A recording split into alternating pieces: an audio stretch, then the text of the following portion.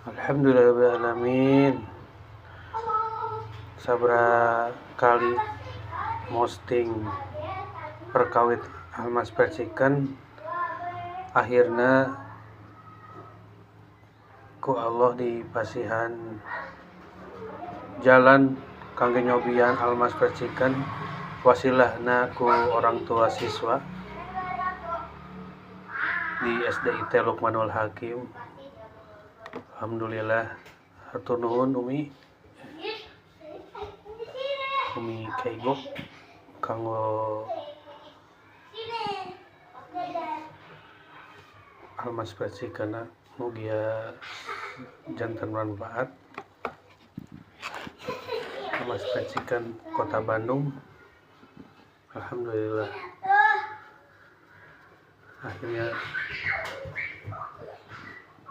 tiasa nganuang Almas Percikan anu